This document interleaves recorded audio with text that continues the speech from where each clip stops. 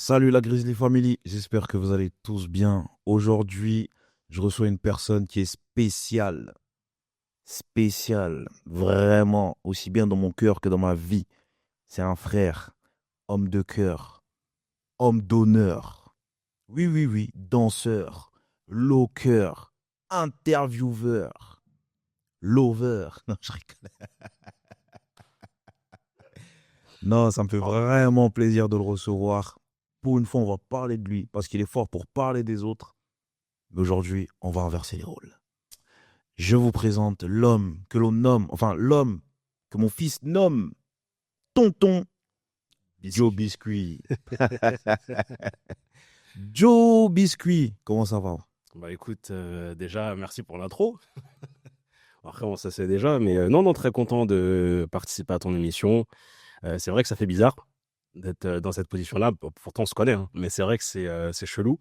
Mais content d'être là, content d'être avec toi. Et forcément, avant ce podcast, on a fait une petite séance de sport, donc je me sens bien. Tant Voilà. mieux, tant mieux, tant mieux, c'est le principal, ça fait plaisir. Ok, je vais t'expliquer un peu comment les choses vont se dérouler. Au départ, on aura le côté où on va retourner un petit flashback en arrière, la première quinzaine, comment il est joue. Tu t'expliques un peu les choses. Après, de la quinzaine à la vingtaine, et après, on arrive au plus gros quand on rentre dans la trentaine. Comme Ok. d'habitude, ça bouge pas. On y va. Ok. Alors, il est comment le Jordan petit, ado? Il est dans quel mood? Actif, pas actif, dans les livres, pas dans les livres? Comment ça se passe? Le Jordan Petit, ben, bon, tu sais que je suis fou jusqu'à aujourd'hui. Oui, Ça, donc genre, très perturbateur. ambianceur, Et ambianceur. ambianceur qui aime bien faire, ouais, non, mais qui aime bien perturber les cours, perturber les profs, faire rire la classe. Mhm, J'étais le mec qui était très joyeux, mais aussi un côté très nerveux. mhm. Parfois, ça, c'était lié à des histoires voilà, plus personnelles. Mais non, non, à 15 ans, ben, j'étais totalement fou. J'étais rêveur. J'avais ambition à vouloir faire des grandes choses. Et c'est drôle que tu me parles de la quinzaine parce qu'à 15 ans, je voulais faire du journalisme. Il y a l'idée qui m'est venue parce que les gens de ma classe me disaient mais t'es à l'aise et tout, quand on te demande de faire un exposé, quand tu dois présenter un truc par rapport à la classe et tout. Et ouais, je voulais faire journaliste, donc c'est drôle que je me parle de la quinzaine. Mais 15 ans, c'est vraiment l'âge où j'ai commencé à me poser des questions de ce que je voulais faire réellement dans ma vie. Mhm. Et bah, comme tu le sais, on n'est pas très très bien accompagné des fois, du moins notre génération, quand on propose des tafs, hein, on va dire, des métiers un peu rêveurs, on te ramène à la réalité en disant non, mais ça, c'est une passion, tu trouves un vrai taf. Mhm. Donc non, non, 15 ans, non, non, 15 ans, perturbateur, enfin, personne qui aimait rigoler, bon délire, bon vivant. Jusqu'à maintenant, ça n'a pas changé. Mais voilà, donc j'avais 15 ans, quoi. Perturbateur, mais rêveur. Ça, c'est évocateur, annonciateur, je Non, dirais c'est même. vrai, c'est vrai. Non, mais c'est très, très lourd. Et donc, journaliste. Paul Taylor, il dit souvent, il n'y a pas de hasard que des rendez-vous.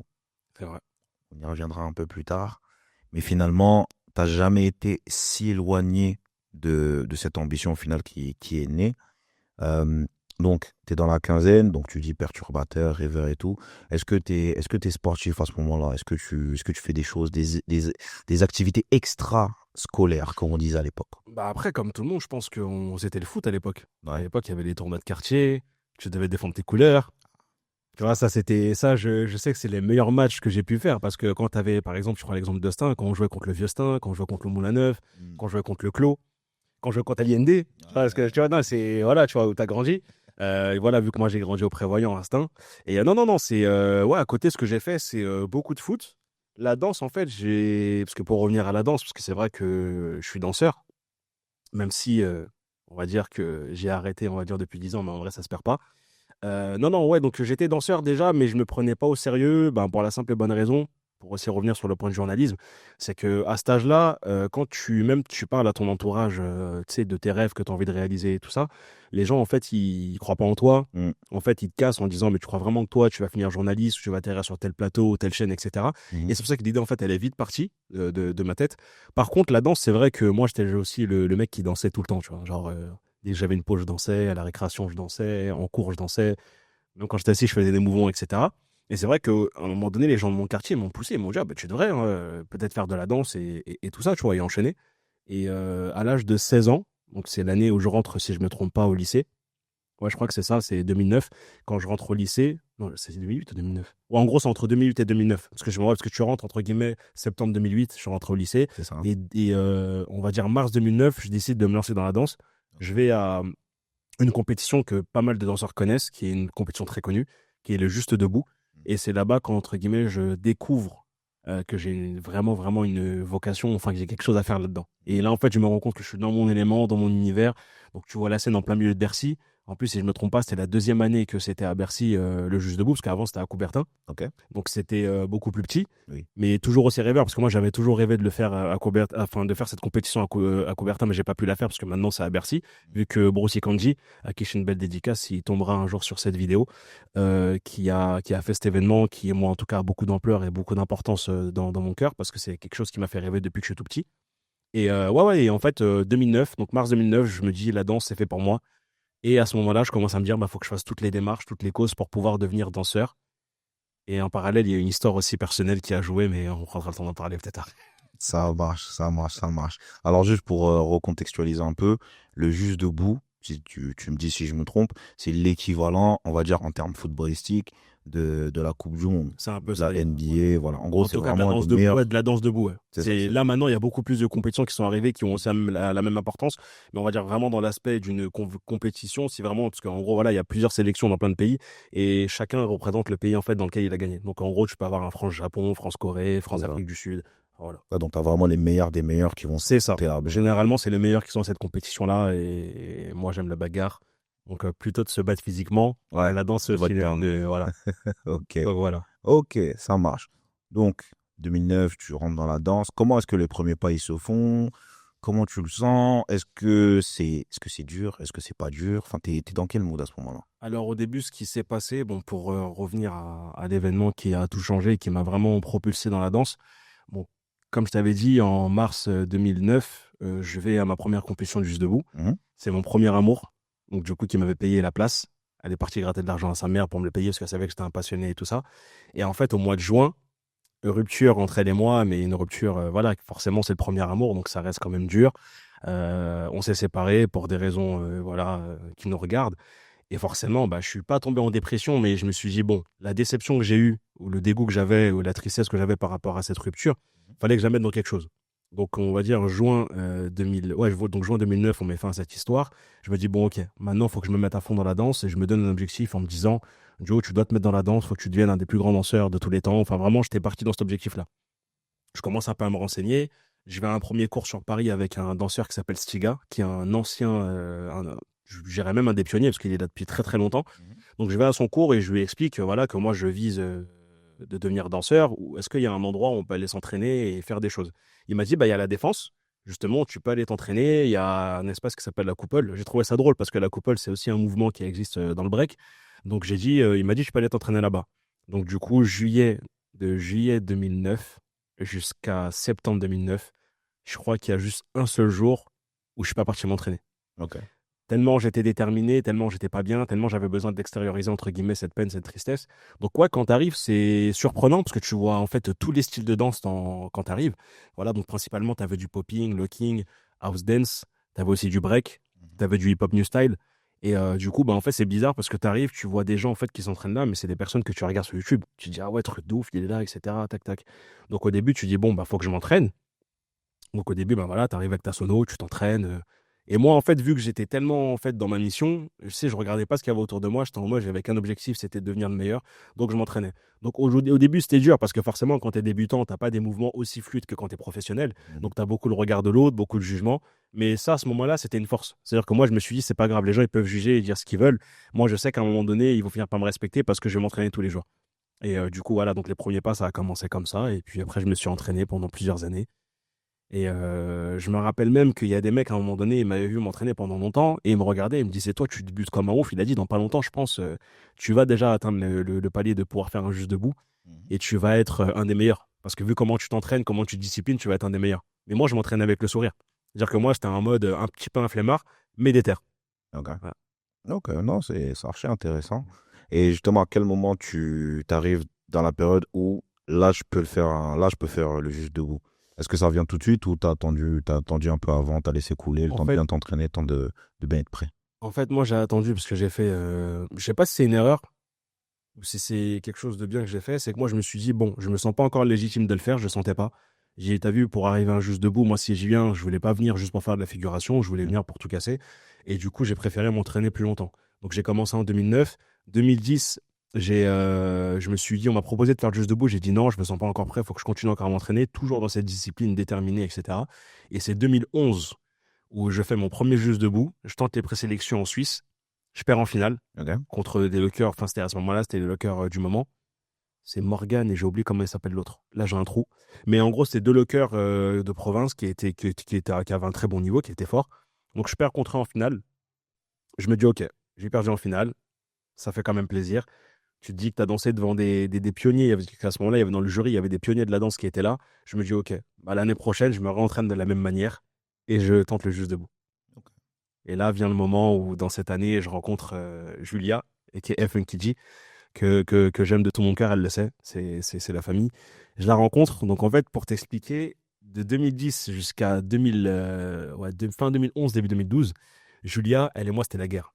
Parce que moi, à ce moment-là, j'avais 16 ans, elle en avait 17, Ok. et on était un petit peu la nouvelle génération du locking qui était en train de monter. Et en fait, les gens disent, ah, mais la meilleure dans le sud, c'est Julia, la meilleure sur Paris, en gros, c'est Carambar, parce que je m'appelais Carambar à cette époque-là. Et nous, dès qu'on se croisait, qu'il y avait des cercles, des événements, et qu'il y avait une pause, ils mettaient du son qui tournait, on se tapait tout le temps. Tout le temps, Ok. tout le temps, tout le temps, tout le temps. Julia, c'était la guerre. Et elle le sait. Même jusqu'à maintenant, qu'on s'entraîne ensemble, laisse tomber, c'est n'importe quoi. C'est de la bonne compétition, en tout cas. Et à un moment donné où je me dis, ben écoute, je baisse la garde et je me dis, bon, si tu es intelligent et que tu fais un minimum bien les choses, parce que moi, je suis une personne, avec le temps, j'ai compris que j'avais la vision. Je me dis, Julia, c'est la meilleure de ta génération. Toi, tu es le meilleur aussi de la même génération de Julia. Je dis, bah, autant qu'on s'unisse, vu que le juste debout, ça se fait en binôme. J'ai dit, donc je propose à Julia, moi je baisse ma garde, je dis, écoute Julia, t'as vu, on fait que de se taper tous les jours. C'est kiffant, c'est bien, moi je kiffe, et on continuera de se taper 6 fois après, c'est pas un problème. Mais je me dis, là, je pense que si on unit nos forces pour faire un juste debout, il y a moyen de faire quelque chose. Donc forcément, Julia, elle adhère à l'idée tout de suite, elle me dit, vas-y, on y va, etc. Donc on décide de se lancer et de faire le juste debout Angleterre. Sauf que JD Angleterre, on tombe en demi-finale contre des têtes de là-bas, donc vraiment les stars entre guillemets là-bas. Ouais. Mais c'était pas les plus appréciés. On les tape.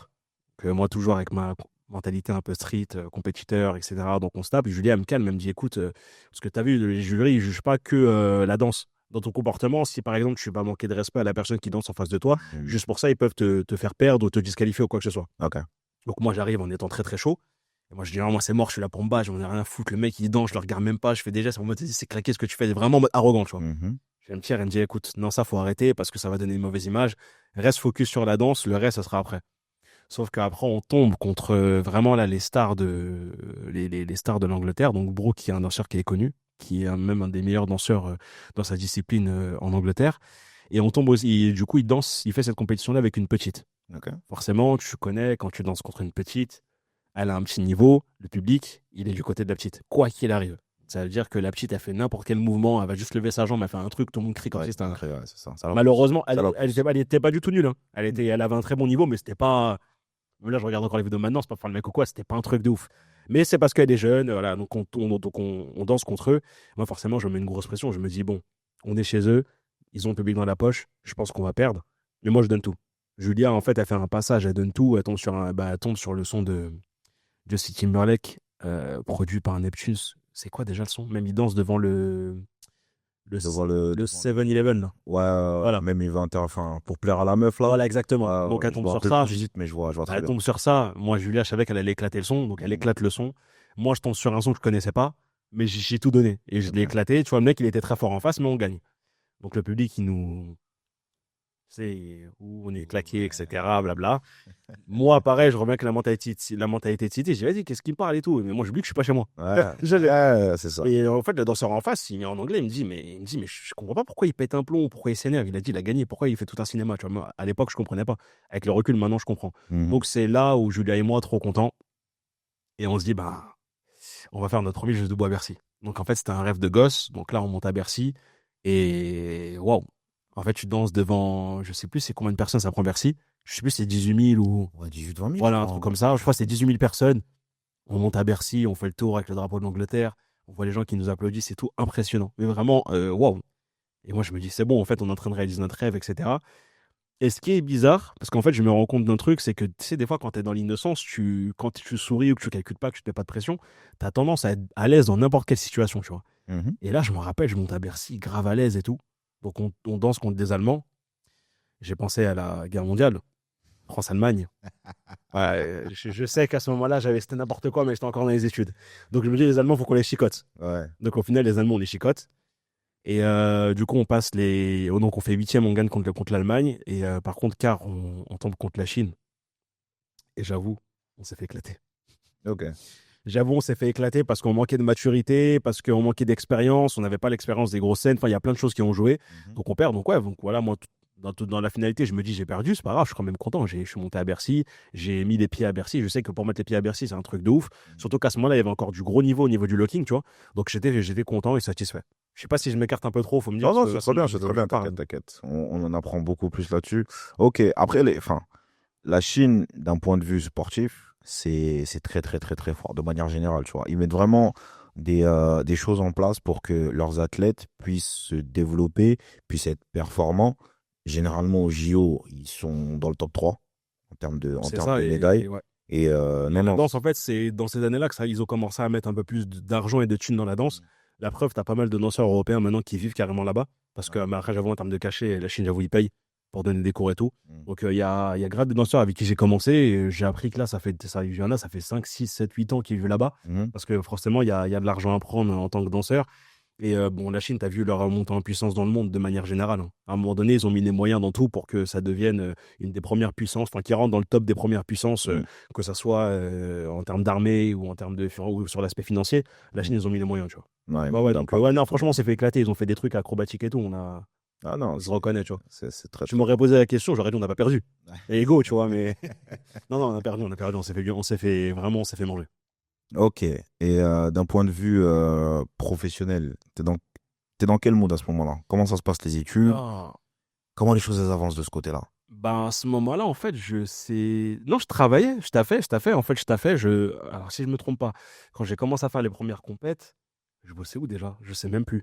Mais je sais qu'à un moment. Non, à ce moment-là, en fait, jusqu'en 2010, j'étais encore en mode études. Parce que je passais mon CAP électrotechnique. Ok. Et ouais, c'était de 2008 à 2010.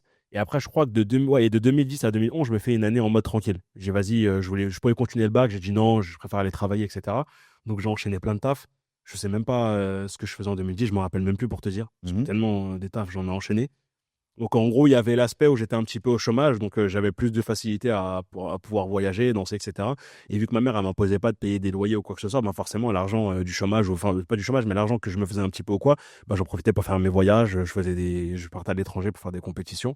Donc ouais, non, sur le point de vue professionnel, à ce moment-là, j'étais en mode chômage. Par contre, 2011, je rentre en fait en alternance avec, bon maintenant ça s'appelle plus GDF je crois, mais avec GDF Suez. Ok. Donc en gros en tant que technicien de maintenance, Mhm. et j'étais à Italie 2. Très Ok. très belle expérience Ok. sur tous les aspects. Ok. Vraiment, vraiment très belle expérience. Parce qu'en gros, il y avait moi, vous savez que j'aime manger, j'aime la bouffe. Donc il y avait plein de réductions en fait, vu qu'on travaillait dans le centre commercial, qu'on Ouais, allait dans les c'était tables à brioche dorée, c'était ouah, bénéfique. Häagen-Dazs. Non, franchement, c'était bien. C'était bénéfique. Et après, ouais, après, forcément, il y a eu une petite amourette aussi là-bas. Donc, ouais. Donc, non, non, c'était une très belle expérience. Ok, Très belle ça marche. expérience. Donc, Italie 2. Et puis voilà. Et puis après, j'ai continué là-dedans jusqu'en 2013. Sachant qu'en 2011, il y a ma reconversion à l'islam qui est rentrée en compte dans Mhm. l'équation. Si tu veux qu'on parle de ça. Oh, Parce bien sûr, que, allons-y. parce que je savais que tu allais en parler. Allons-y, allons-y. Donc en 2011, si tu veux, ben là on rentre dans un truc beaucoup plus personnel. 2011, je me convertis à l'islam et malheureusement, je vais pas dire que j'étais mal entouré parce que ça serait mentir. C'est pas des gens qui m'ont imposé des choses ou quoi que ce soit. Mais quand tu te convertis à l'islam, tu as vu forcément, t'es comme un nouveau-né, tu découvres, tu sais pas entre guillemets comment t'y prendre. Et malheureusement, nous, quand on a grandi en cité, les personnes qu'on voyait entre guillemets qui étaient considérées comme des personnes très pieuses, etc., qui aujourd'hui on sait que des fois c'est pas les meilleures personnes dans le fond parce que la forme est belle mais le fond des fois est dégueulasse. Mhm. Mais en fait moi je pensais que il y avait une direction à prendre quand tu te convertis à l'islam et qu'il y avait un comportement à avoir. Mhm. Donc en gros moi on est arrivé un peu de manière brutale, même si je pense qu'il y avait un côté bienveillant parce que je peux pas cracher en disant qu'ils ont mal voulu faire les choses, mais tout de suite on me dit ouais faut que tu arrêtes la danse, faut que tu arrêtes ci, faut que tu arrêtes ça, faut qu'en gros c'est que interdit, ça tu peux le faire, comme on dit halal haram, c'est que ça. Je me dis, c'est bizarre quand même. Et moi, je comprenais pas parce qu'en parallèle, quand je regardais le comportement du meilleur des hommes, il y avait quand même, il y a des choses en fait où tu peux pas nier. Il y a des choses, c'est écrit noir sur blanc, c'est interdit. Après, voilà, c'est tout dépend de toi, ta capacité, la sagesse que tu as pour pouvoir appliquer ou non. Parce qu'on sait que voilà, l'islam, c'est pas un truc où on te demande d'être excellent ou d'être le meilleur ou d'être parfait, parce que tu pourras pas l'être, mais on te demande en fait d'être meilleur au quotidien. Donc on sait que c'est une course de fond.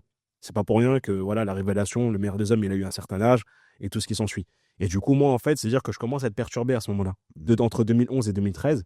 Et je me dis, ah, mais je danse et tout, mais je vais aux compétitions. Je me dis, ah, mais ce que je fais, c'est pas bien. Est-ce que j'arrête? Est-ce que j'arrête pas? Je me dis, quelque part, je suis tiraillé parce que la danse, c'est toute ma vie. De toute façon, tu le sais, c'est une passion. Jusqu'à maintenant, même qu'on fait des séances ensemble, dès que tu me dis, on fait une pause, moi, je suis en train de faire des mouvements de danse, tu vois. Exactement. Et je me dis, ah ouais, j'avoue, c'est chaud. Et 2013, parce qu'en fait, ça a été un. Comment je peux te dire ça de manière claire? C'est que l'islam, en fait, vu que c'est une religion qui, moi, m'a mis face à la vraie réalité, à mes yeux. C'est-à-dire que je ne dis pas qu'on est au-dessus. Voilà, moi, pour moi, c'est la meilleure des religions. Après, chacun est libre de faire ce qu'il veut. Mais en tout cas, moi, ça m'a mis face à une réalité. Et en fait, si tu veux, avant de me convertir à l'islam, il y avait beaucoup de choses qui me perturbaient dans mon enfance déjà. D'accord. Le fait que mes parents ils ont divorcé à l'âge de 8 ans, Ouais. que mon père inconsciemment, et je sais qu'il n'a pas voulu mal faire, il pensait bien faire, mais il m'a indirectement mis une responsabilité de t'es le seul garçon en fait à la maison, donc maintenant c'est toi qui dois porter les responsabilités. Ça perturbe une enfance, parce que tu dis pas ça à un enfant qui a 8 9 ans, tu vois. Ouais. Il y avait ça qui me perturbait. Il y avait le fait aussi que, voilà, comment entre mes parents ça s'est fini. Il y a eu un espèce de trauma qui s'est créé. Mhm. Et du coup, en fait, si tu veux, quand je me suis converti, c'est comme si, en fait, toutes les choses où je m'étais, on va dire, enfui dans quelque chose, voilà, le fait d'avoir été dans la danse, ça me permettait de pas penser à mes problèmes. Mais en fait, l'islam, ça te met à une vraie réalité. Mais c'est pour que tu deviennes une meilleure version de toi-même, Ah, tu c'est vois. ça, faut affronter les choses. Voilà, pour affronter les choses. Donc, en gros, il y a toute cette perturbation-là qui arrive. Il y a le fait aussi que l'islam rentre dans ma vie et j'y comprends rien parce qu'en fait, au début, tu te dis, il faut suivre ça, il faut faire ça. D'autres te disent oui, d'autres te disent non. Tu te dis, mais c'est un. Laisse Ouais, tomber. c'est beaucoup d'informations d'un coup, en fait. Et j'ai eu le temps de traiter les Exactement. infos, le temps d'assimiler Mais certaines moi, tu choses, vois, etc. à ce moment-là, j'avais 18 ans. 18 ans, c'est jeune. T'as pas le recul, la maturité de te dire à un moment donné, il faut peut-être faire ton cheminement personnel. En plus, tu sens que les gens, quand ils le font, il y a une bienveillance quand même si peut-être la démarche était trop poussée. C'est jamais mauvais, en vrai. Et dans le fond, tu vois, c'est-à-dire, tu dis, mais en fait, quand il dit ça comme ça, tu vois que le mec, il veut mon bien. Donc peut-être que dans ce qu'il dit, il a raison. Donc en fait, 2013, j'arrête tout, mais de manière radicale. C'est-à-dire que j'arrête la danse de manière radicale. Je me rappelle comme si c'était hier. Je fais une dernière compétition que j'ai fait qui était à Vaujours, si je me trompe pas. Je gagne, parce que j'avais pris une petite vengeance contre un mec qui m'avait battu en 2010. Je suis retombé contre lui en 2013, je me suis vengé, j'ai repris ma vengeance et je l'ai bien tapé. Désolé, mais c'est vrai. Et en fait, à ce moment-là, je me rappelle, j'étais en train de ranger mes affaires et tout. Et je parlais avec les mecs de mon groupe. Je dis, ouais, les gars, je crois que je vais arrêter la danse et tout parce que je sais pas, je suis pas à l'aise avec l'aspect de la religion, etc. Et à ce moment-là, tout le monde me dit, hein, Julia, il y avait Lounès à l'époque qui est toujours danseur, qui est toujours dans le game. Prince aussi, à qui je fais, enfin, toutes ces personnes à qui je fais des belles dédicaces, qui me disent, mais tu sais, Joe, si là tu t'arrêtes pas, tu vas devenir le meilleur danseur de notre génération. Genre, en gros, le numéro 1 sera toi. Et je pense que dans tout ça, j'ai mélangé la religion. Je m'en suis un petit peu, je pense, servi comme excuse parce que je pense qu'il y avait le syndrome de l'imposteur qui a joué aussi. Ok. Je sentais qu'en fait, j'étais à ça de passer un palier et je pense que j'ai eu peur. Et en fait, je me suis dit, ben, la religion, ok, ça m'a perturbé, mais c'était la bonne excuse pour dire, ben, en fait, j'y vais pas et j'arrête. Ouais, c'est ça. Ok. Voilà. Et du coup, j'ai tout arrêté de manière radicale. Ok. Et dans cette période où bah, tu t'arrêtes tout, t'es comment, en fait? Dans ta tête, c'est comment? Est-ce qu'il y a un manque qui, malgré tout, est là? Est-ce que tu te dis, j'ai fait le bon choix? Est-ce que tu te laisses porter et tu verras comment les choses vont évoluer? T'es dans quel mood? En vrai, les premières semaines, ouais, t'es bien parce que tu te dis, bon, tu l'as fait pour ton créateur. Tu te dis que tu vas un peu plus à la mosquée, tu te rapproches un peu plus de ta religion, donc sur l'instant, tu kiffes. Mais en fait, ce qui était bizarre, c'est que même quand j'allais au cours d'arabe, même quand j'étais dans cette pratique, parce que c'est vrai que voilà, les gens qui me connaissent, de toute façon, savent très bien, je le nie pas et c'est une partie de mon passé que j'accepte. Je suis rentré dans ce qu'on appelle, je vais pas dire l'islam radical, mais je veux dire l'islam où tu abuses en fait. Parce que radical, ça rentrerait dans le terrorisme et tout, j'ai pas été là-dedans. Commencez pas à croire à la bizarre, rien à voir, rien à voir, vraiment rien à voir.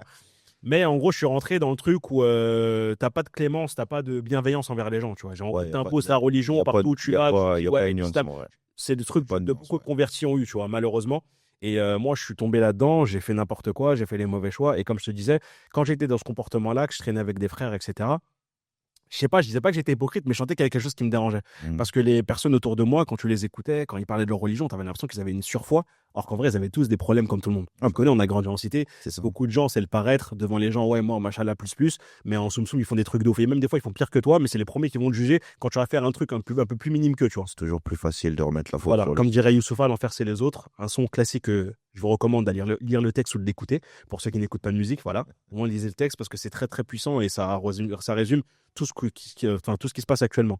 Et non, et derrière, en fait, bah ouais, il y avait un manque parce que parce que j'ai arrêté un truc d'une manière radicale. C'est-à-dire que je me suis dit, tu passes de, tu voyageais à l'étranger, tu allais faire plein de compétitions à l'international, donc forcément, tu crées des connexions à Ah l'international. bah ouais. Et comme tu le sais, la France, tant que tu quittes pas la France, tu captes pas que nous, on a un pays, en fait, on va dire pas fermé, mais on n'est pas, entre guillemets, ouvert au délire de réaliser tes rêves, tu sais, dès que t'es un peu ambitieux, on dit que tu te la racontes. Donc, quand tu voyages, tu te dis, mais en vrai, l'étranger, c'est trop stylé. Bien sûr. En plus, moi, dans mon carnet d'adresses, je me rappelle, j'avais un compte Facebook, j'avais des contacts de partout dans le monde. C'est-à-dire que même moi, j'aurais voulu partir, enfin, si j'avais voulu partir en vacances, ne serait-ce que pour découvrir un pays, ben, j'avais des connexions avec quasiment tous les pays du monde. Mm. Japon, Australie, enfin, c'était incroyable. Et du coup, ben, tu arrêtes tout ça de manière radicale. Tu te dis, mais en fait, là, je suis pas à ma place. Tu as le sentiment de pas être à ta place. Tu te dis, en fait, c'est bizarre, je suis censé aller vers un cheminement qui est censé être le bon pour moi, selon, entre guillemets, ce que les gens peuvent te dire ou les écrits, mais je me sentais pas en paix avec moi-même dans ce que j'ai fait, tu vois. Et là, c'est là que je me suis rendu compte que c'était un choix très précipité. Donc pendant un an, je traîne au quartier. Forcément, tu connais le classique, tu traînes au quartier, tu traînes avec des gens qui te dégagent enfin, sur certains aspects des ondes négatives, donc ils vont que parler des choses négatives. Je ne dis pas que dans le quartier, il n'y a que ça. Mais en fait, moi, j'ai traîné malheureusement avec les personnes qui, voilà, pas d'ambition, pas de projet, etc. Enfin, c'était un peu compliqué. Et derrière, en fait, bah, au bout d'un an, j'ai dit, l'anecdote, c'est quoi? Je reçois le message pour dire qu'il y a le Juste Debout 2014 qui arrive, toujours à Bercy, etc. Parce que c'est 2013 que j'arrête. Ils mettent qui, en fait, sur le site, sur l'affiche? Ils mettent moi. Je suis sur l'affiche, entre guillemets, du JD, tout ça et tout. Nanana. Donc, moi, les gens de mon groupe, ils me disent quoi? Frérot, là, c'est un signe, faut que Un tu signe, reviennes. bah ouais. Parce que regarde, il y a cette photo à toi qu'on a mis où tu es en train de danser, etc. Donc je reviens, 2014, je le fais avec Candyman, et si je me trompe pas, c'est les extraits que j'ai partagés, je crois, il y a pas longtemps sur Instagram. Ouais. Donc je refais le Juste Debout avec Candyman. Pareil, on le fait, parce que comme je te dis, Bercy, c'est vraiment mon bébé, je kiffe Bercy, enfin voilà, bref. 2015, il n'y a pas de Juste Debout, parce que je crois que Brossy Candy, je sais pas si c'est embrouillé avec Bercy, j'ai pas trop compris. Donc 2015, il n'y a pas de Juste Debout. 2016, je refais encore le dernier Juste Debout, sauf que, entre-temps, j'ai pris du poids, je me suis pas entraîné. Candyman, lui, il continue à se buter, mais il m'a quand même fait confiance parce que voilà, Candyman, c'est une personne en qui j'ai cru dès le début, même quand toute la France, là, actuellement, qui aujourd'hui l'acclame, entre guillemets, par rapport à son niveau, ne croyait pas du tout en lui, disait que c'était un pompeur, qui n'avait pas de style, qui volait les phases de certains danseurs, bref, etc. Donc, on fait le dernier Juste Debout avec Candyman en 2016. Et là, 2016, je me dis non, en fait, Joe, t'es plus dedans, tu t'es plus entraîné. Et en fait, moi, je suis rentré dans la phase où j'ai été honnête envers moi-même. Je me suis dit, je sais que là, en fait, j'ai lâché l'affaire, j'ai baissé les bras. Mais pas parce que j'avais envie de lâcher l'affaire, parce qu'en fait, je savais que mon corps, physiquement, j'avais un double travail à faire. Et en fait, moi, je me suis démotivé. Et je me suis dit, en gros, bah, autant que j'arrête et que je lâche l'affaire. Et puis, 2016, j'arrête, on va dire, de manière officiellement, on va dire, j'arrête la danse. Ok, ok, très intéressant. Justement, tu as parlé de Candyman, tu as parlé de Julia, tu as parlé de Prince. Entre-temps, il y a quelque chose que tu as créé aussi. Tu as une team que tu as créée au Ah oui, niveau de oui. la danse, Oui, c'est vrai. qui aujourd'hui est une team très dangereuse. Ouais, c'est vrai. Vraiment. Est-ce que tu peux nous parler de cette équipe? Comment les choses se sont faites? Comment ça s'est créé? Pourquoi ce nom? Enfin, Ouais, ouais, non, bah, parce qu'en vrai, bon, le nom, tu vas rigoler. C'est là que tu vois que je suis nul en anglais. Mais n'importe quoi, tu vas rigoler. Attends, je t'explique ça après. Ouais, en fait, j'ai créé Badness, le groupe Badness Crew, qui est un crew qui est toujours actif actuellement. Ils font même partie des meilleurs dans le monde actuellement. Et c'est un groupe, je suis content parce que la vision que j'ai trouvée en fait en 2011, que c'est en 2011 que ça s'est créé. Comment ça s'est passé? En fait, Prince, pareil, c'était la nouvelle génération du popping dans sa ouais. catégorie. Et moi, après, je m'entraînais H24 avec lui. On était tout le temps à la défense ensemble parce qu'on a deux styles en fait qui se ressemblent pas forcément, mais qui se dansent à peu près sur les mêmes styles musicaux. Donc en fait, on s'entraînait tout le temps ensemble. Et puis Prince, vas-y, c'était comment on s'appelait? C'était les jumeaux. On était tout le temps ensemble. On allait faire nos compètes à l'international ensemble. Bref, on était vraiment tout le temps ensemble. Il y a Julie après qui rentre dans l'équation. Et à un moment donné, je me pose, je me dis bon, c'est vrai que là, quand même, dans la nouvelle génération, il y avait aussi Milo avec qui on s'entraînait parce que au loin, parce qu'il lui s'entraînait au début à Gare de Lyon et puis après il venait aussi de temps en temps à la Défense. Là, je me dis, il y a quand même une génération, on peut faire un gros crew, tu vois. Où genre là, c'est des gens qui sont prometteurs entre guillemets chacun dans leur catégorie. Et là, je me dis, il y a un truc à faire. Monter comme une ligue au début, moi, je voulais monter une ligue de justiciers, une ligue en fait où tu vas, tu tapes tout le monde, etc. Et en fait, on avait tous la même mentale. Et en fait, on s'entendait quasiment tous bien. Et à un moment donné, je me pose, je dis, les gars, écoutez, j'ai une idée. Je pense qu'il faudrait faire un crew, tu vois. Parce que moi, avant, j'étais dans un collectif qui s'appelait Ruban Rouge, avec Luffy, qui s'appelle le film, il s'appelle Vincent. Ça fait beaucoup de rêves. Ouais, mais Dragon Ball, One Piece. Parce que lui, c'était un collectif. Et je remercie énormément d'ailleurs parce que il fait partie des personnes qui m'ont poussé, en fait, à aller au bout, en fait, de mes objectifs dans la danse. Et même c'est avec lui qu'on a perdu en finale en Suisse. Et en fait, à un moment donné, je me dis, ouais, faut créer un groupe, tu vois. Donc, on crée un groupe. Au début, j'ai dit, comment je vais l'appeler? J'ai dit, ouais, faut que ça soit un côté un peu méchant, un côté un peu mauvais. Et moi, je pense à Bad. Moi, je me dis Bad, c'est bien Bad, parce que je faut garder le mot Bad, mais après, il y avait un groupe en Allemagne qui s'appelait déjà Bad News, et il y avait un groupe dans le Nord qui s'appelait Bad Dogs. Donc, je me dis, on peut pas, faut qu'on trouve un truc original. Tu sais pourquoi j'ai rajouté Ness derrière? Par rapport à jeunesse. Voilà. Badness, et en gros, j'ai dit Ok. Bad, en gros, Bad, le côté mauvais, Ness, jeunesse, Badness. Et en fait, et après, j'ai compris que ça voulait dire en gros méchanceté, mauvais, C'est etc. ça. Moi, mais je l'ai appris bien tard. Hein. Tu Mm. vois, comme nous, on s'appelait Badness, on revendiquait Badness. C'est après, j'ai dit, mais en vrai, ça a du sens que ça veut dire méchanceté, c'est un côté un peu. Déjà, d'accord, ok, bon, ça, c'est pas faux hasard. Mais de base, voilà, Badness, ça s'est créé comme ça. Et aujourd'hui, ben, le crew, il a continué à évoluer et je suis trop fier d'eux parce que jusqu'à maintenant, que ça soit Tombi dans l'aspect chorégraphique, que ça soit Julia qui est en train de créer sa créa, pas mal de personnes ont gagné le Juste Debout dans ce groupe. J'ai des crumpers qui font partie des meilleurs crumpers du monde qui sont aussi dans mon groupe. Et là, on a une nouvelle génération qu'on a recrutée qui est rentrée et ils sont juste extraordinaires. Il y en a un qui s'est qualifié pour le Red Bull BC One, la finale internationale, je crois, à Los Angeles, si je ne me trompe pas. Donc, non, là, on a franchement, même entre ceux qu'on a recrutés, c'est une génération de tueurs. Et moi, en fait, ce qui est beau, c'est qu'on m'a toujours, même si j'étais plus trop actif dans la danse, mais on m'a toujours laissé mon statut. Après, bien sûr, c'est des grandes personnes, ils ont pu faire évoluer le crew d'eux-mêmes, mais quand je reviens, on dirait des gosses. Ah, faut que je te montre la nouvelle phase que j'ai travaillée. Ils le disent pas comme ça, mais quand tu le vois, tu vois, à chaque fois que je vais m'entraîner, je les regarde, ils sont en mode, ouais, regarde, en mode comment j'ai évolué et tout, tu vois. Donc ça fait plaisir. Et en fait, avec le recul, je me suis rendu compte ben, que j'avais eu la vision par rapport à ce groupe, mais sur l'instant T, je m'en rendais pas compte parce que je m'estimais pas. Enfin, ma valeur pour moi, en fait, j'avais pas d'estime pour moi-même, tu vois. Mm. Mais voilà, j'ai fait le crew et voilà, donc on s'est Ah, arrêté à c'est 2016 quand j'ai arrêté. c'est ultra intéressant. D'ailleurs, on les salue, que ce soit les Tombi, les Lindsay, les Tilu, Ouais, Julia, dédicace à tout le monde. Prince, Mon prince, il est plus dans le groupe, mais c'est la famille. Candyman, enfin bref. Ouais. La liste est longue. On les salue tous. Ok, donc là, on fait un bond dans le temps. Tu es dans la vingtaine, donc tu es clairement rentré dans la vie active. On fait un bond dans le temps où tu arrives, tu travailles, tu commences à travailler pour la ville de Destin. Donc là, tu es 25, 26, entre 25 et 30 ans. Ah, quand même, c'était des étapes. Non, t'inquiète. Ok, Non, d'accord, t'inquiète. je pensais. Non. Donc là, on fait un bond dans le temps. Donc, pour une fois, tu trouves quelque chose où, allez, c'est stable, c'est carré, c'est stable, t'as ta routine qui s'installe. Là, t'es comment? Sachant que pas longtemps après, un an et demi après, il y a le Covid qui arrive. Et le Covid est une période charnière parce que du coup, tu remets beaucoup de choses en question. Bon, comme beaucoup de gens, tu remets beaucoup de choses en question et là, tu te dis, bon, qu'est-ce que je fais? Sachant que un peu avant, bah, tu as eu le côté où tu as bossé notamment chez Pleine Commune. Ça a été un travail qui a été, Ouais, en tant que. Ouais. qui a été important, parce que du coup, tu as fait des rencontres, je pense notamment à Ayoub, Ouais. qui sont charnières aujourd'hui aussi dans ta vie à toi. Tu as même découvert d'autres choses d'un point de vue humain. Donc, allez, on va dire, entre les 23 jusqu'à ta trentaine, comment t'es à ce moment-là? Dans quel mood t'es? Sachant qu'il y a aussi pas mal de choses qui se passent. Là, hier, on a fêté les 10 ans du 13 novembre. Tu vois, je sais qu'à ce moment-là aussi, toi aussi, ça t'a impacté. Ça t'a beaucoup impacté aussi. Sachant qu'en plus, bah, tu passais devant pour aller travailler, etc. Donc, il y a pas mal de choses, pas mal d'événements qui s'emboîtent, on va dire, des bons comme des mauvais.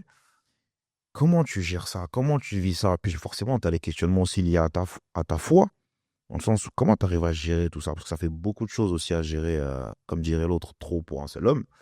Mais comment toi tu vis ça et dans quel mood t'es quand on arrive à cette période du Covid qui est charnière pour le coup, sachant que c'était une période où on a beaucoup fait le ménage. Ouais.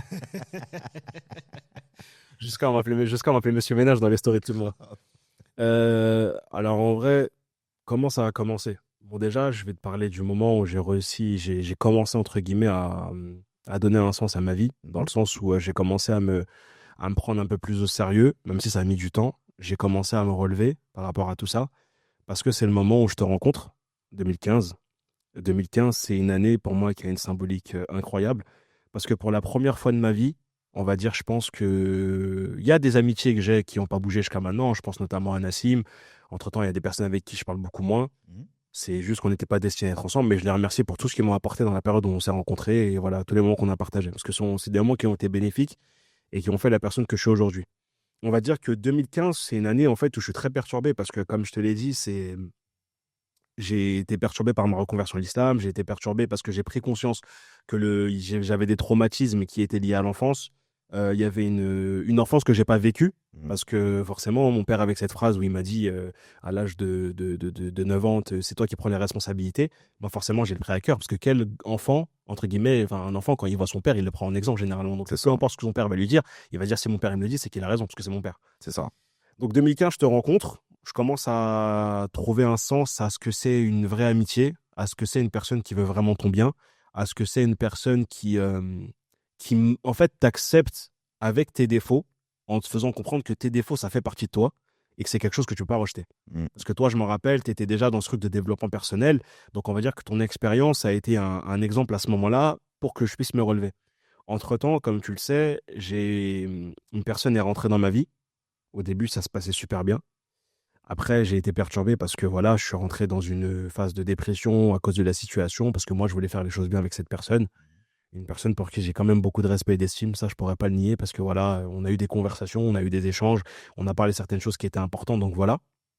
Il y a ça qui joue. Donc moi, forcément, je suis tiraillé parce que d'un côté, j'ai envie de mettre fin à cette relation toxique, mais de l'autre côté, j'ai envie d'y rester parce que c'est un combat, entre guillemets, où cette personne affronte sa famille. Entre-temps, elle perd son frère. Ouais. Tu vois, donc qui était aussi une personne importante, quelque chose qui m'a aussi impacté parce que j'ai pas pu lui dire au revoir de la meilleure des manières que je sais le faire, parce que tu me connais. Mhm. Donc ça, forcément, c'est quelque chose qui m'a très impacté. Et en fait, à ce moment-là, ben, au niveau du taf, je m'en rappelle, j'allais tout le temps voir mon médecin, qui était une femme, et tout le temps, je lui disais de me mettre en arrêt. Et elle comprenait pas. La première fois, elle m'a dit, OK, je vous mets en arrêt parce que vous êtes fatigué. Et OK. Après, je lui ai dit, deuxième fois, ouais, pareil, parce que je suis fatigué. Troisième fois, elle me dit, mais pourquoi à chaque fois vous venez, entre guillemets, pour me mettre en arrêt? Elle dit, c'est quoi le problème? Après, je lui ai dit, je sais pas, je tape des insomnies, etc. J'arrive pas à dormir. Elle m'a dit, vous savez que quand vous faites des insomnies, c'est que forcément, il y a quelque chose qui vous tiraille dans le cerveau, donc il faut faire un travail dessus. Donc là, elle me donne le contact d'une amie qui est aussi, entre guillemets, une collègue on va dire, dans l'aspect de la médecine, Mhm. qui est la psychologue Dilek Yaman, qui est une très très grande femme, parce qu'en fait, elle a déjà, ne serait-ce que par rapport à toi et moi, ce qu'elle nous a apporté, c'est juste impressionnant. Comment on s'est relevé, comment aujourd'hui, enfin voilà, en tout cas, ça a été une belle cause. Et du coup, pendant un an, je me rappelle, j'ai mis le mot, en fait, enfin, le numéro de la psychologue sur le mur de ma chambre, parce que j'étais encore chez ma mère à ce moment-là. Et je me dis, ouais, peut-être qu'un jour j'irai. Parce que tu connais, dans les cultures renois, d'aller voir un psychologue, on te voit comme un fou, c'est un truc de blanc. Voilà, moi j'ai pas peur de dire les mots parce que c'est ce qui se dit. Bien sûr, heureusement qu'aujourd'hui c'est en train de changer. On s'est rendu compte que l'importance de prendre soin de sa santé mentale, C'est important. et voilà, donc c'est en train de changer. Mais voilà les discours qu'on avait. Donc pour nous, aller voir un psychologue, c'était un peu honteux. Et du coup, toujours j'ai laissé le truc pendant un an. Forcément, suite à cette relation, tu le sais, j'ai fait un début d'ulcère. Ouais. Ma mère, elle m'a vu en PLS chez moi, elle pensait que j'allais mourir. Mais moi, je me suis dit, je crois que c'est la fin, parce que tellement la douleur, elle était violente, et je me suis dit, c'est bon, je vais y passer. Et en fait, à ce moment-là, ben, je me rappelle du regard de toi, Sadio et Mams. Vous m'avez regardé en mode, Joe, t'as vu, à partir de maintenant, il faut que tu prennes soin de ta santé, on peut plus te laisser comme ça. Et il y a eu un ultimatum où vous m'avez fait comprendre que si tu prends pas soin de ta santé mentale, t'as vu, notre amitié se finit là, tu vois, parce que nous, on peut pas avancer avec et te regarder comme ça. Mhm. Donc ça a été un électrochoc. J'ai décidé d'aller voir Dilek. Donc elle rentre dans l'équation en 2018 quand on commence le travail à la brigade. Donc forcément, quand tu commences le travail à la brigade, tu dis, bon, forcément, eux, ils te vendent le truc, ouais, c'est une sécurité de l'emploi, tu vas devenir fonctionnaire rapidement. On va dire qu'on passe une belle dédicace et en même temps paix à son âme à Claudine Lemat, qui a quand même fait les causes pour qu'on passe titulaire et fonctionnaire très rapidement. Ouais. Du coup, on passe la titularisation, nous forcément on commence à se projeter, on commence à prendre nos appartements, on commence, on va dire, à grandir. Et en fait, quand on arrive dans ce stade, on commence à un petit peu comprendre le sens de la vie, il y a le Covid qui arrive. Et là, quand le Covid il est arrivé, comme je le dis tout le temps, on s'est rendu compte d'une chose, c'est que, t'as vu, en fait, on avait, chaque être humain, je pense que même tout le monde, quand ça va pas dans ton couple, quand ça va pas dans une amitié, quand ça va pas dans la famille, tu connais, tu peux camoufler. T'embrouilles avec ta femme ou avec ta meuf, tu dis vas-y, on se fait un ciné. En fait, vous réglez pas le Non, problème. c'est ça. Juste entre guillemets, vous faites un truc pour vas-y, on passe à autre chose, mais le problème il est pas réglé. Exactement. Sauf que là, quand il y a le Covid qui arrive, moi je prends mon premier appartement, je crois que ça faisait même pas un an que j'avais l'appartement. Donc là, je suis seul face à quatre murs Et je me dis qu'à n'importe quel moment, on peut mourir. Mm. Et là, forcément, tu te poses des bonnes questions et tu te dis, qu'est-ce que j'ai fait dans ma vie? Vraiment, là, tu te dis, qu'est-ce que j'ai fait dans ma vie? Qu'est-ce que j'ai fait pour être heureux? Qu'est-ce que j'ai fait pour être bien? Est-ce que j'ai vraiment accompli tout ce que je rêvais de faire? Et en fait, à ce moment-là, tu te rends compte que non. Mais de l'autre côté, Macron qui te fait peur en disant, nous sommes en guerre. Nous sommes en guerre. J'étais en guerre tout seul, frérot. Moi, je suis pas en guerre avec toi. Tu vois? Et là, tu commences à me dire, on est en guerre, frérot. T'es le président, je te respecte, mais on n'est pas en guerre. On n'était pas en guerre avec toi, tu vois? Et en fait, on commence à devenir fou parce que déjà, tu te rends compte qu'on signait des papiers, on s'autorisait nous-mêmes à sortir. Je sais pas si tu te rends compte de la vérité avec le recul, tu vois. Folie. On s'autorisait à sortir nous-mêmes, on signait le papier. Et on Non, sortait. Non, et on sortait, c'est n'importe quoi. Et de l'autre côté, forcément, tu as besoin d'évacuer parce que nous, on n'est pas habitué à être enfermé entre quatre murs comme ça, H24 au quotidien. Mais quand tu allais à Carrefour, bon, déjà, pour nous, c'était une sortie de ouf. On kiffait à Carrefour. Hein. C'est comme si on allait à un point. On est grave notre temps pour faire les courses. On C'était restait avec folie. Kadi devant au restaurant de Carrefour, ouais, on parlait, etc. Donc, il y a eu ça. Et après, moi, je trouve que en fait, le Covid, ce qui a été bien, c'est que nous, en tout cas, je parle de notre équipage, t'as vu, je dis l'équipage. Et moi, je suis dans One Piece. En tout cas, notre équipage, on a su en fait bien rebondir par rapport au Covid. Parce que moi, comme je t'ai dit, entre-temps, on avait fait un travail, on avait appris à se connaître, on était dans ce mindset de toujours en fait s'améliorer, de faire les choses de manière positive. Et on a décidé de reprendre le sport. Donc forcément, on était en mode, forcément, avec un état d'esprit beaucoup plus ouvert, on était bien, tu vois. Et de l'autre côté, forcément, nous, on avait espoir que ça s'arrange, tu vois. Mais toujours dans ce truc de se dire peut-être que ça s'arrangera jamais. Qu'on va rester comme ça, toujours un doute, ouais. Donc à ce moment-là, je me suis posé toutes les questions. Je me suis dit, Joe, qu'est-ce que tu n'as pas fait dans ta vie? Et là, je ne peux pas t'expliquer pourquoi.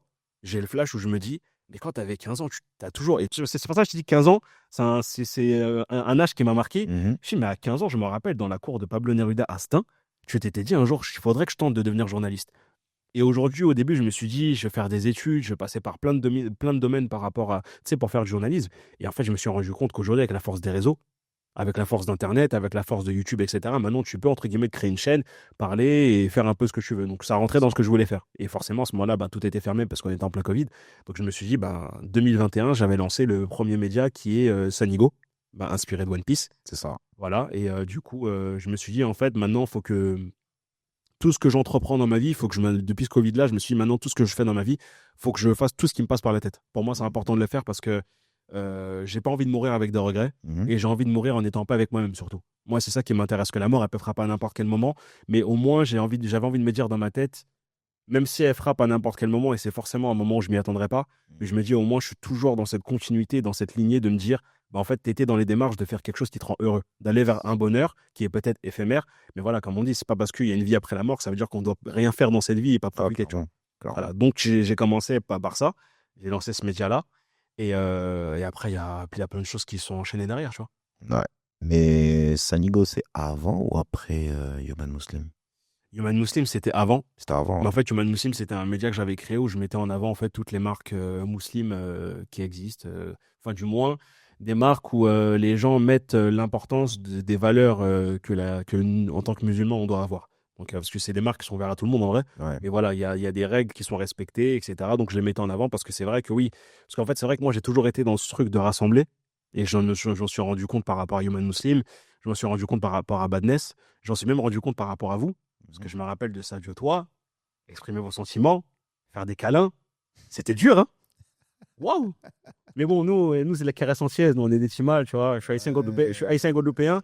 Nous, la douceur, c'est quelque chose de naturel chez nous. Mais ouais, non, mais je me rappelle que j'ai toujours été dans cet état d'esprit. C'est pour ça que je me suis senti compris pour une fois dans ma vie et valorisé en traînant avec vous.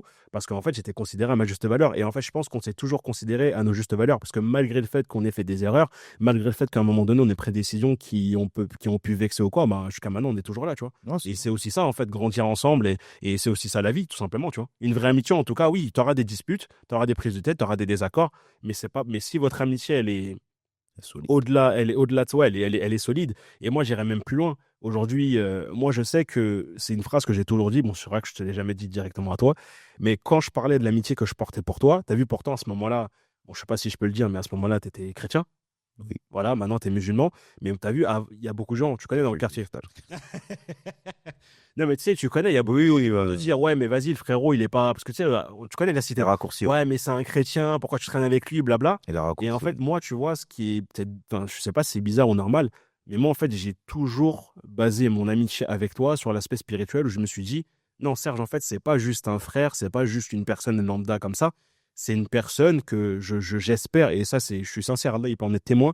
Je dis, j'espère en tout cas que ce frère-là, après la mort, dans la vie qui existe après la mort, si on a réussi notre entretien, le vrai combat qu'on doit mener, je dis, c'est quelqu'un que j'espère retrouver après, tu vois. Et moi, en fait, j'ai toujours basé mon amitié sur ça. Et je pense que c'est pour ça que malgré toutes les erreurs qu'on ait pu faire, que ce soit toi, moi, envers moi ou inversement, ben moi, j'ai pas lâché. J'ai toujours été là parce que je me suis dit, certes, c'est la famille. Et moi, toutes les personnes qui tentaient de me dissuader, ouais, mais il est pas musulman, je sais pas quoi, je dis ça, c'est pas mon problème. Moi, elle me dit que moi, la Serge, il m'a apporté beaucoup plus que des personnes qui sont musulmanes. Si vraiment on rentre dans votre logique, il m'a apporté beaucoup plus que des personnes qui sont censées, entre guillemets, avoir la foi et avoir Allah dans le cœur, comme ils disent, etc. Et parce que c'est les pros, hein, pour prôner, oui, nous, les musulmans, on est les meilleurs, on est ci, on est ça. Frérot, déjà, à partir du moment où tu le dis, c'est bizarre. Quand tu dis que tu es une bonne personne, quand tu dis déjà c'est bizarre. Mais bon, bref, ça c'est encore un autre sujet. Mais ouais, pour revenir entre guillemets à. Je sais même plus où j'en étais, je me suis perdu là. Parce que je suis parti dans une déclaration qui était sincère en plus. Mais Non, tu parlais du fait que, bah, justement, le travail sur la santé mentale et après, donc, ah oui, oui, le fait de t'as rassembler. Human Voilà, Muslim et après sur Sani. le fait de rassembler. Et ouais, donc il y a Human Muslim qui était avant. Donc ça s'est fait vers 2018, 19, je crois par là. Ouais, c'est ça, 2018. Après, j'ai un peu lâché l'affaire parce que je me suis rendu compte que les valeurs qu'on a en islam, c'est quelque chose, donc je pense que dans toutes les spiritualités, pour ne pas en mentionner une, qui est très fermée, mais dans tout l'aspect spirituel, normalement, on est censé être ouvert au monde. Et en fait, je me suis dit, ça serait bête en fait de faire un projet qui est fait, en fait, qui a une connotation, on va dire, vraiment pleinement musulmane, parce que je sais qu'aujourd'hui, il y a des gens qui ont tendance à croire que parce que c'est un nom musulman, c'est attribué qu'aux musulmans. Moi, je me suis dit, non, mon projet, c'est un projet qui vise le monde. Et le meilleur des hommes, sallallahu alayhi wa sallam, qu'on connaît, avait un message qui était universel. Donc je me suis dit, moi, mon objectif, c'est de créer un média universel. Donc au début, comme je te dis, Human Muslim, j'ai mis de côté. J'ai fait Sanigo. Sanigo, pourquoi? Parce que le bateau de l'équipage de Luffy, le voyage, d'aller conquérir le monde, bah moi, en fait, je voulais conquérir le monde à travers les interviews que je faisais C'est ça. pour, entre guillemets, apporter le mindset positif, etc., etc.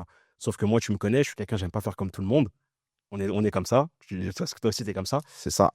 Et à un moment donné, je me suis dit, bon, il faudrait que je fasse quelque chose qui me différencie de tout le monde parce que, vas-y, le délire du mindset positif, etc., tout le monde le fait. En plus, il y a eu forcément, le après-Covid, il y a le délire du podcast qui est monté en puissance. Il y a le délire de mindset positif qui est monté en puissance. Et je me suis dit, bon, qu'est-ce que je peux faire qui me différencierait de tout le monde? Et là, je me pose un jour avec Nabil Aktig, à qui je parle d'un problème que je rencontre. Et pendant que je regarde, je me dis, attends, il est dans le cinéma. Et là, je regarde, je lui dis, mais est-ce qu'il y a quelqu'un qui a un média qui parle tu sais, qui met en avant en fait l'envers du décor des acteurs dans leur vie, dans leur quotidien, pour montrer que ça reste des êtres humains avant d'être des acteurs. Et là, il me dit non. Donc là, en fait, je décide de lancer le média ActuClap, que de base j'avais appelé Clap Actu. Et après, je l'ai appelé ActuClap, car c'est l'ActuClap, parce qu'en fait, il y avait le jeu de mots qui jouait. Ouais. Et du coup, j'ai créé le média ActuClap, et qui a toujours le même objectif, pour but de rassembler, pour but de montrer que l'acteur, pour qui tu as de l'admiration, que ça reste un être humain comme toi, que donc oui, il peut se tromper, oui, il peut faire n'importe quoi. Oui, des fois, tu peux avoir une situation qu'on a eue d'ailleurs en commun, où en fait, on m'a parlé d'Omar Sy. On m'a dit non, Omar Sy, c'est une belle personne. Quand tu échanges avec lui, machin la plus, comme on dit aujourd'hui. Et il y a une autre personne qui m'a dit non, j'ai trouvé autant, etc. Et quand on a mis le contexte, on a compris pourquoi en fait la personne a trouvé autant. C'est juste qu'il n'a pas accepté qu'il lui donne pas l'heure à ce moment-là parce qu'il n'était pas venu pour ça. C'est C'est ça. bon, voilà, mais c'est pour montrer en fait qu'on est des êtres humains. Et voilà, donc j'ai créé le Media Actu Clap, qui est toujours actif. Voilà. Ok. Mais après, pour revenir à tout ça, le Covid, du moins cette période entre 23 et 30 ans, ça a été une vraie construction. Et en fait, je pense que quand on est arrivé à la trentaine, parce que forcément, inconsciemment, pour les personnes qui n'ont pas encore 30 ans, parce que à 20 ans, tu le fais pas, ça. Mais à 30 ans, tu le fais. Inconsciemment, à 30 ans, tu fais un bilan de ta vie. Tu dis qu'est-ce que j'ai fait, qu'est-ce que j'ai pas fait, qu'est-ce que je veux faire. Parce que là, forcément, tu n'es plus, entre guillemets, le petit adolescent qui rentre dans la vie d'adulte. Là, tu es un adulte, tu vois. C'est ça. Qui, dans la tête des gens, quand tu arrives à la quarantaine, tu es vieux, tout ça, alors que pas du tout. Mais en fait, c'est, voilà. Donc forcément, tu dis, ah, j'ai 30 ans, ma vie, elle est déjà finie. Alors qu'en vrai, non, ça se trouve qu'il te reste encore 40 ans à vivre, tu vois, on sait pas. Exactement. Mais voilà, donc ouais, j'ai fait un travail sur moi et je pense que voilà, entre les déceptions, entre le dégoût que j'ai pu avoir sur certaines situations, entre forcément les coups de crasse que je me suis mangé, après comme les belles choses que j'ai eues, comme les premières amourettes qui n'ont pas marché, je pense que tout ça, ça te forge. Et à 30 ans, normalement, tu arrives à un âge où tu dis, bon, à 30 ans, je sais un minimum vers quoi je veux aller. Forcément, ton cercle, tu sais avec qui tu veux traîner, tu sais ce que tu ne veux et ce que tu ne veux plus. Mais ouais, ça a été un moment qui a été difficile parce que c'est le moment où tu te construis, en fait, un minimum. Ouais. Et c'est là que tu fais toutes tes erreurs, enfin, les plus gros échecs généralement et les plus grosses erreurs, elles arrivent à ce stade. C'est vrai. C'est vrai, ça va dans tous les sens, c'est très énergique, enfin, c'est de la folie. C'est de la folie pure. Donc là, on arrive dans la trentaine. Et comment t'es quand t'arrives dans la trentaine? Est-ce que tu te sens prêt? Est-ce que t'es en mode, en fait, je kiffe vraiment, j'apprécie vraiment la vie maintenant? T'es dans quel mood? 30 ans, honnêtement, 30 ans, c'est. Moi, je kiffe la trentaine. Mais vraiment, mais non, non, parce que c'est moi, on m'a fait peur. On m'a dit, ouais, t'as 30 ans, tu vas être vieux, etc. Mais je crois que je me suis jamais senti aussi un minimum en paix avec moi-même qu'à mes 30 ans. Ouais. Parce qu'en fait, là, comme je t'ai dit, t'as fait tes erreurs. Et c'est pour ça qu'en vrai, moi, je regrette pas, en fait, d'avoir fait toutes ces erreurs-là. Il y a un moment donné où je m'en voulais à moi-même. J'ai dû apprendre à me pardonner. Parce que c'est important, entre guillemets, d'apprendre à se pardonner et de surtout être conscient que le destin, tu peux pas l'éviter. C'est des choses que tu devais vivre. Et Mm. c'est surtout qu'est-ce que tu fais maintenant avec la suite, tu vois. Plutôt que de rester dans les regrets, dans les remords, etc. Non, 30 ans, c'est magnifique parce qu'en fait, c'est le moment où tu prends conscience de ta valeur, où tu prends conscience de ce que tu veux et de ce que tu ne veux plus. Et là, en fait, tu te dis, bah maintenant, j'ai toutes les armes pour pouvoir construire quelque chose de solide. Parce que maintenant, je sais, entre guillemets, ce que c'est la vie. Parce que ce qu'on ne dit pas aussi en parallèle, c'est que autour de nous, on a quand même perdu, que ce soit à travers tes proches, ou les proches de Sadio, ou les proches de Mams, ou peu importe, on a perdu pas mal de personnes. On Mm. a eu des, il y a eu des, même, j'en ai pas parlé, mais je sais que la première personne que j'ai perdue, que ça m'a fait un électrochoc, c'était Natacha, une meuf du quartier avec qui on a grandi. Elle est morte à 20 ans. Si je me trompe, à 20 ans, ouais. Ouais, c'est ça. Elle est morte à 20 ans, tu vois. Donc c'est la première personne proche, on va dire, que je connaissais enfin, qui quitte cette vie. 2015, ça m'a aussi marqué parce que c'est aussi l'année où je perds mon grand-père. Du coup, c'est enfin, le père adoptif de ma mère, enfin, la personne qui s'est occupée de ma mère toute son enfance. Mhm. Et ouais, pour moi, c'était mon grand-père, tu vois, parce qu'en fait, il était d'une gentillesse, toujours le sourire. Il était strict, mais on l'aimait comme ça, tu vois, Ouais. parce que c'était de la bonne bienveillance, c'était voilà. Donc non, en fait, à 30 ans, tu arrives à un âge où moi, pour moi, c'est les meilleurs. Enfin, en tout cas, je pense que je suis en train de commencer à vivre les meilleures années de ma vie Tu profites. parce que je profite réellement.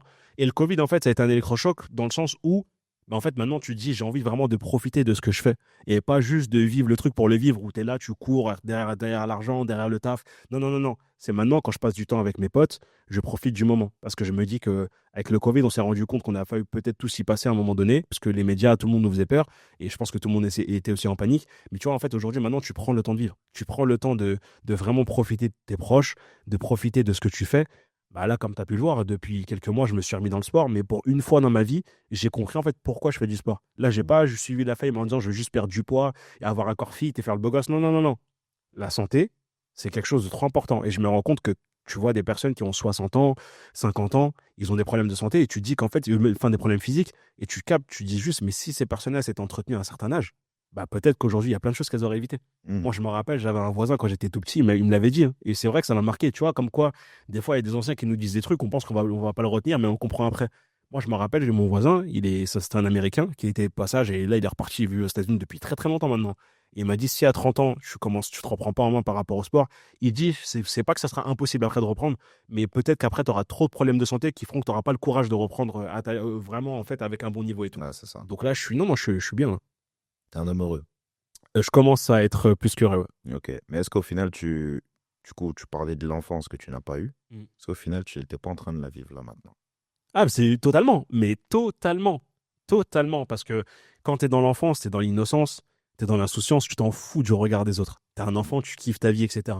Moi, je sais que je me suis beaucoup empêché toute ma vie de faire des choses par rapport au regard des autres. Mm. Parce que je me suis dit, qu'est-ce que les gens ils vont me dire? Comme tu le sais, la situation que je traverse là actuellement, c'est pareil. Avant, je me serais dit, est-ce que je prends la décision de mettre fin à tout ça? Parce que qu'est-ce que ma famille va dire? Qu'est-ce que la famille en face va dire? Tu vois, avant, j'aurais été beaucoup dans ce truc-là. Mais en fait, je me suis rendu compte que est-ce que ça vaut le coup de rester enfermé dans une relation pendant des années en n'étant pas heureux, juste pour faire plaisir aux autres? Est-ce que ta famille, ils auraient fait le même choix? Et moi, je prends l'exemple de ma mère. Ma mère, elle est restée avec mon père jusqu'à jusqu'au moment où moi j'ai eu 8 ans. Mais moi, ma mère, je la remercie toujours d'avoir quitté mon père. Pourtant, mon père, je l'aime, ma mère, les deux, je les aime. Mais ils n'étaient pas destinés à finir ensemble. Mon père, il était parti dans un truc où c'était plus possible de vivre ça, afin de faire vivre ça à ma mère. Et aujourd'hui, je me dis, si je prends exemple sur ma mère, bah en fait, ma mère, à un moment donné, en tant que femme, elle a fait le choix de prendre une décision et de se dire, aujourd'hui, je veux qu'on me respecte à ma juste valeur, j'ai des enfants, je veux leur bonheur, donc je prends la décision d'eux. Il y a des gens qui auraient dit, ouais, mais c'est pas bien, t'as quitté papa, etc. Non, non, non. Ma mère, je lui ai envoyé un message. D'ailleurs, je remercie Yazid pour ça. Parce que ma mère, elle est encore vivante et j'ai eu l'occasion de lui dire que je l'aimais à un certain degré. Et pour moi, je trouve que c'est important de lui dire. Moi, j'ai dit à ma mère, merci, en vrai, d'avoir pris la décision de mettre fin avec mon père parce que mon père, il a beau avoir. Ça a beau être mon père, mais c'est pas forcément l'exemple que j'aimerais avoir ou que j'aurais aimé avoir plus jeune. Mhm. Tu vois? Mais je reste quand même fier de mon père. Je sais qu'il a fait de son mieux, il a fait ses erreurs, on a tous fait des erreurs. C'est pour ça que moi, j'ai aussi pris l'initiative de lui pardonner, de passer à autre chose. Parce que le trauma, en fait, il y a été pour beaucoup. Mais non, non, je remercie ma mère d'avoir pris cette décision-là. Parce que ma mère, elle sera pas heureuse aujourd'hui. Et moi, ce qui m'intéresse aujourd'hui, c'est de voir les gens autour de moi heureux. Parce que le fait de vous voir heureux autour de moi un minimum, moi, ça me rend heureux. Et là, le fait que ma mère, elle ait pris cette décision-là, qu'est-ce que moi, je vais aller m'enfermer dans une situation où je suis pas heureux, où il y a des choses qui me dérangent, sachant que, comme tu as dit, je suis en train de vraiment commencer à comprendre le sens de vivre ta vie, vivre sa vie. Je peux pas rester dans une situation qui me dérange. Et c'est pour ça que maintenant, tu connais ma devise. Moi, c'est en mode, maintenant, je traîne avec les personnes qui me donnent ce que je donne. C'est-à-dire que moi, tu me considères, comme j'ai dit, regarde, on passe du temps ensemble. Comme vous le savez, Serge et moi, c'est tic et tac. Mais, en fait, j'ai pas besoin de traîner avec Serge. J'ai envie de passer du temps avec Serge. Ah. Parce qu'aujourd'hui, ça a du sens de passer du temps avec lui. Parce que je me sens considéré. Tu as bien vu, des fois, tu commences une phrase, je la finis. Ah ouais, Bien vu la situation de la pizzeria où on était en train de chez une meuf pour rigoler. Tu as dit un truc, on s'est même pas parlé, je dis exactement la même chose. Et tu vois, moi, aujourd'hui, c'est vers ça que je vais. Si tu m'apportes, que moi je t'apporte un minimum, là, on peut traîner ensemble parce que tu as vu, de donner son temps à une personne qui donnerait en face ou quoi, c'est de l'énergie, c'est fatigant. Mais aujourd'hui, tu vois, moi, je prends du bonheur. Pourquoi je suis heureux? Parce qu'aujourd'hui, je suis entouré de personnes qui ont ce même mindset. Et en fait, c'est des gens qui te considèrent réellement, tu vois. c'est ça. Et être heureux, pour moi, c'est ça. Donc, je remercie, entre guillemets, toutes les personnes autour de moi pour ça. Merci pour le bonheur que vous me procurez. Merci pour les moments que je passe avec vous. Parce que quand je passe du temps avec vous, dites-vous une chose, c'est vraiment que je vous considère. Et j'espère que c'est réciproque. Et à te Parce que si c'est pas remercier aussi, réciproque- crois-moi. Non, j'avais. À te remercier aussi, crois-moi. Ok, là, on arrive à la fin, du coup, de cet échange. Est-ce que tu as une dernière chose à rajouter avant qu'on se quitte? La seule chose que moi, je pourrais ajouter, et je pense que ça peut paraître bateau, mais en vrai, je me rends compte que la vie, elle est vraiment, vraiment, vraiment courte, mais en même temps longue. C'est ça qui est très bizarre et paradoxal. Mhm. En fait, la vie, elle paraît longue quand tu restes dans des situations où t'es pas épanoui, t'es pas heureux. Et en fait, il faut que les gens prennent conscience que pour changer, en fait, tu as le droit de changer d'avis. C'est pas parce qu'il y a 3 ans, tu pensais comme ça et que maintenant tu penses autrement que tu dois t'empêcher de penser maintenant comme tu as envie de penser aujourd'hui. En fait, c'est les choix que vous faites, faites-les pour vous. Moi, c'est un rappel que je me fais à moi-même en premier. Quand vous prenez des décisions dans vos vies, si vous vous êtes trompé, si vous avez fait le mauvais choix ou qu'avec le recul vous vous rendez compte que la chose dans laquelle vous étiez lancé et vous pensez que c'était fait pour vous, c'est pas le cas, bah c'est pas grave. Aujourd'hui, la vie, il y a trop d'outils, trop de choses qui peuvent nous permettre de rebondir, qui peuvent nous permettre d'être une meilleure version de nous-mêmes. Et comme je l'ai dit, si je mets en parallèle l'aspect spirituel, on parle du repentir quand tu es croyant. Mais pourquoi on parle du repentir? Parce qu'à un moment donné, comme on nous a créé, on sait qu'on va faire des erreurs. Et l'erreur fait partie de la vie. L'échec, ça fait partie de la vie. Mhm. Comme quand tu vas à l'école, à un moment donné, quand tu fais des exercices, on t'apprend une leçon. On pourrait juste l'apprendre et dire, bon, on passe à autre chose. Non, tu l'apprends, tu t'exerces, tu te trompes, on te corrige, pour que à un moment donné, tu arrives à, peut-être pas la perfection, mais au moins, ta leçon, tu la connais. Ouais. La vie, c'est la même chose. À un moment donné, tu peux te tromper, tu peux te tomber, tu peux prendre des décisions, comme je dis, qui peuvent être difficiles, en fait, après de revenir. Enfin, tu as envie de revenir en arrière, mais tu sais pas comment. À un moment donné, pour moi, je trouve pas ça légitime de rester enfermé dans un truc où on n'est pas heureux. Parce que si je prends même l'aspect spirituel, on sait qu'on est en train de mener un cheminement où en fait, on est en train de se battre pour, entre guillemets, être parmi les gens du paradis. Et je parle ouvertement de religion, vous allez comprendre pourquoi. Je me dis, t'imagines si toute ta vie, tu fais des choix où t'es pas heureux et tu te bats pas, entre guillemets, pour ton bonheur à toi, pour vraiment t'élever, etc. Et que derrière, en plus, après la mort, ta destination, c'est pas le paradis. Tu vois ce que je veux dire? C'est un peu compliqué. Tu vois ce que je veux dire? C'est-à-dire Ah, qu'à un totalement. moment donné, quand tu fais les choix pour toi, en fait, fais-les pour ton bonheur, fais-les pour ton bien-être, fais-les pour ta santé mentale. Parce qu'aujourd'hui, comme j'ai dit, les gens qui ont vécu le Covid, vous savez très bien que ça a été une période qui a été compliquée, c'est une période qui a été révélatrice. Ça a révélé pas mal de choses, pas mal de couples qui pensaient aller bien, mais au final qui n'allaient pas bien. Donc en fait, à un moment donné, je pense qu'il faut se lever le matin et se dire, aujourd'hui, j'ai envie de faire une journée, je fais des choses qui me plaisent. Après, on sait on est au contrôle de rien, on sait qu'on est aussi dans une vie pour être éprouvé. Mais je me dis, faites les choix pour vous, prenez des décisions pour vous, et il est jamais trop tard pour revenir en arrière sur un choix enfin, dans une chose où on s'est engagé. Tu peux en fait changer d'avis, tu as le droit de changer d'avis, en fait, c'est OK. Tu as le droit de changer d'avis. Et même si le monde te juge, dans tous les cas, quand tu vas mourir et que tu seras dans ta tombe, tu seras seul. Donc à un moment donné, je préfère mourir en me disant toute la planète m'a détesté, mais moi je suis en paix avec moi-même parce que j'ai fait tous les choix que j'avais envie de faire.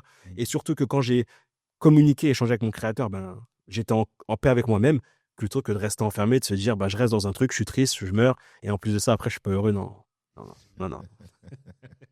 Ça a du sens, ça a du sens. Bah écoute Joe, moi je te remercie pour cet échange. Bah écoute, merci à Très toi. très C'est intéressant. trop bizarre d'être comme ça, mais ça fait du bien. C'est le but aussi, c'est le but, c'est le but. Bah écoute, merci encore. Merci à vous. Prenez soin de vous. N'ayez pas peur de faire des choix. N'ayez pas peur de vous tromper. Au contraire, Surtout. des fois c'est bénéfique. Je vous retrouve très très vite pour un nouvel épisode. Prenez soin de vous. La bise, c'était le Grizzly Show. Ciao, ciao.